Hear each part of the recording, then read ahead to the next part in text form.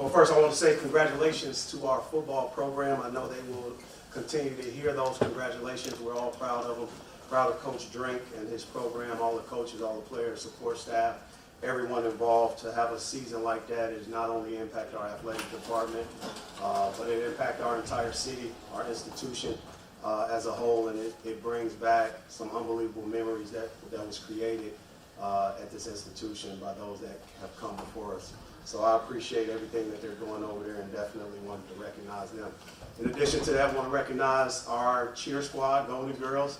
They just came back from Dallas, so for them to be back here along with our fans is very important, and I thank them for the hard work, dedication, including our band and everyone involved. Our fans came back, supported. It was a great environment, so I want to thank them as well. And what it says, just, for it all is, it's great memories being created, and it's definitely excitement as we continue to move forward.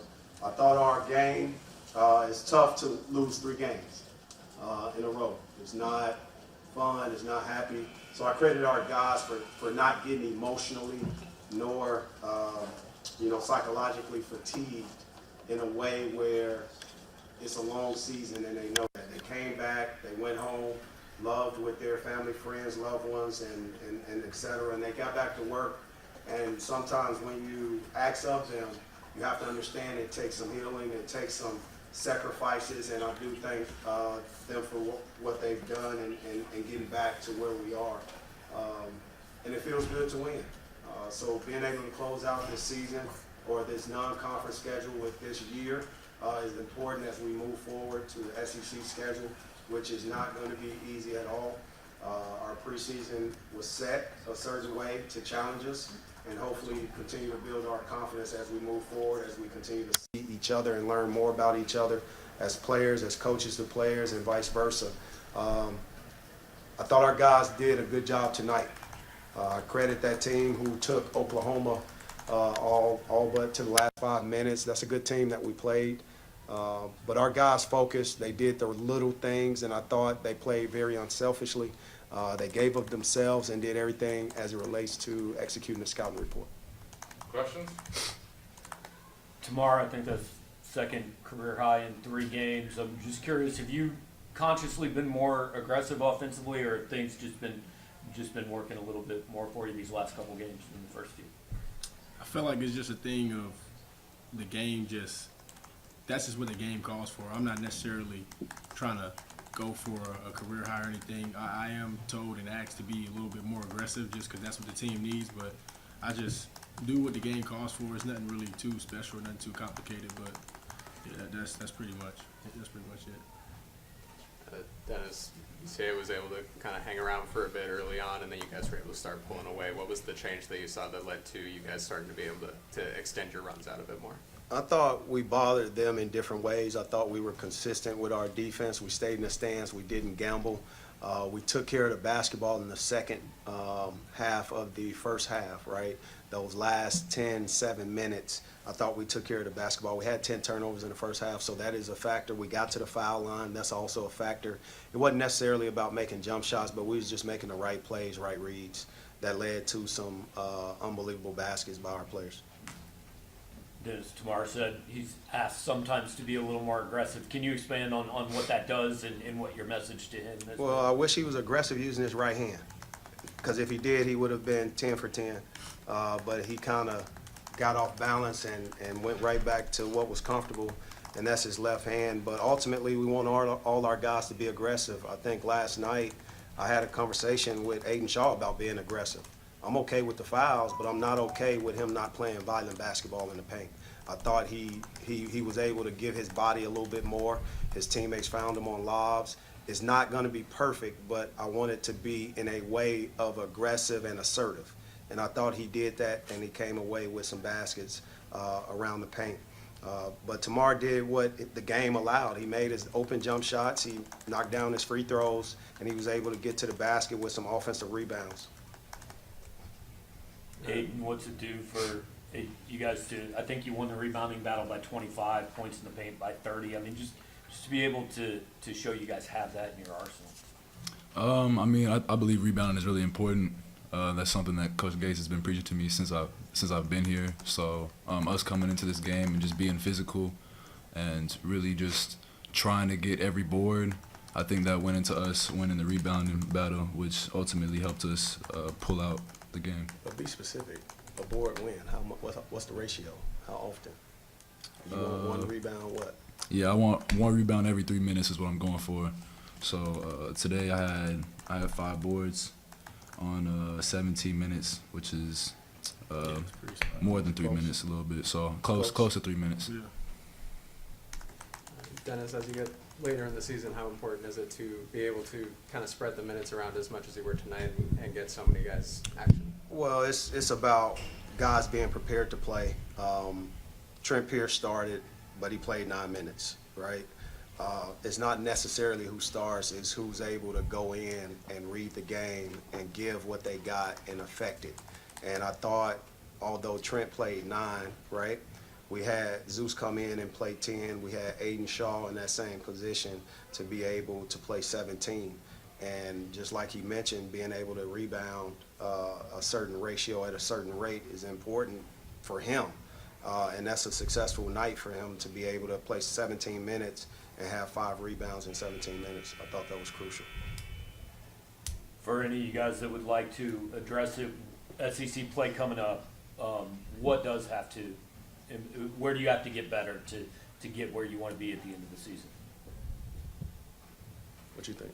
I think that we just need to remain connected, keep calling each other out on the floor, and practice, make sure that we giving 110% effort, giving our very best, and just focus on what we need to do individually, and just do your role basically, and we'll all pull together.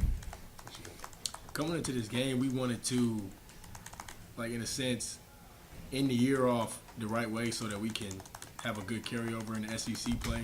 And I feel like the way that we ended the year off and the way we won this game was on the defensive end. That was a lot of the emphasis this week in practice. And I feel like in SEC play, obviously we're going to have to defend. We're going to have to out-rebound teams and win in different ways. But today we were just able to, just turn our defense into offense. And we made open shots and we were able to get the ball inside. So a lot of those things that we preached all week in practice are what we're going to need to do just to continue to build on this game and then take off in SEC play.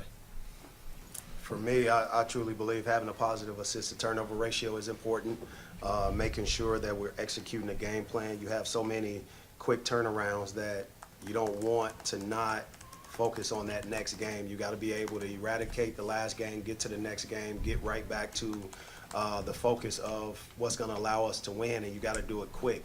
So it's going to make sure or take our younger guys to be able to recover quick from game to game and refocus, because it can be a confusing time, especially for young people. The other thing is not necessarily three-point percentage, but our better three-point shooters got to knock down shots. When you have Noah Carter, who shoots the ball, we know he can shoot the ball. We've seen him shoot the ball, but hopefully he's gotten it out of his system, all of his misses, and he's due for a game. Likewise, we need everyone who brings something to the event to bring it.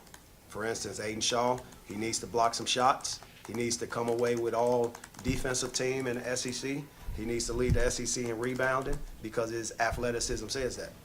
So if we can do what our game already says we should be doing, I think ultimately we put together the right team regardless of injuries or not being 100%. I think ultimately that's what it takes. The other thing is having our fans engaged. We won a lot of games with our crowd. We won a lot of games last year with our crowd. Even this season, we won a lot of games with our crowd. And even today, having close to 10,000 or a little bit over 10,000 people here during the break, during the new year, after a big-time bowl event, I mean, that's unbelievable. So I credit that, and that's a part of our success as well moving forward in SEC play. Look forward, how about we look back? You're through the non-con portion of the schedule. Any general thoughts on how this first portion went for you guys? I wish we played better. I thought we put together a schedule that could have put us in SEC play as a top 25 team. But unfortunately, we wasn't able to get the win against Kansas, get the win against Illinois. We wasn't able to get the win against Seton Hall, and obviously, you know, you guys know what our schedule was. We lost some games that we let slip away, but it's lessons that we learned, and hopefully those lessons show up in SEC. That's what I'm hoping for. One last question. Coach Gates, you often speak about the 8 core values of your program and just kind of how you approach life. What's one core value that you guys want to hone in on before SEC play starts again? I think friendship. This is there for a reason. I feel for young people during this time because they have to balance their individual goals with team goals and then the pressures of external goals out there. And sometimes the internet, sometimes social media, it put fuel in the fire, and they have to refocus. They have to be able to refocus away from the things that can take them away and stay present, because sometimes the journey requires you to have adversity. It requires you not to be perfect. It requires you to fall on your back, but it also has that element where you have to get up. And I don't want these guys to ever feel like they have to get up by themselves. I want them to be able to extend their hand to somebody reaching out to help them. And the friendship part is very important because you have a team of talented players, but also you have a team where there's sacrifice. And wherever there's sacrifice, there's also a tendency and a time where there can also be some jealousy or something like that. So I always want our guys to remain friends and understand the friendship rules everything. And if you are there together, present together, the entire team will win. The individual will win if the team goals are accomplished. And our example of that is what our football team has done. It's a tremendous feat, what they've accomplished, and it's a memory that nobody will be able to ever snatch away from them at all, not even themselves, if they wanted to. For our football team to win 11 games, and Coach Drink spoke about it, it was a brotherhood effort. To have all our players, nobody sit out. Think about that. In this era where there's guys sitting out before a bowl game, and it has happened, this is not a new thing, it has happened over the course of time. They didn't want to let the guy to their left or right down, because 20, 30 years from now when they look at the banner, they can always say, man, we won that game together. And that's what they did. Nobody was bigger or smaller than the win. And that's what's important about success and the shared suffering in a nutshell. I want to say happy birthday to Mike Kelly, right? Mike Kelly, we love you, man. Happy birthday. And obviously, Happy New Year to all our fans out there watching and supporting. And make sure everyone gets home safe after New Year's celebration. But also, all our students, make sure you arrive back in Como safely. Wear your seatbelts, everything else. We love you. Happy New Year. MIZ.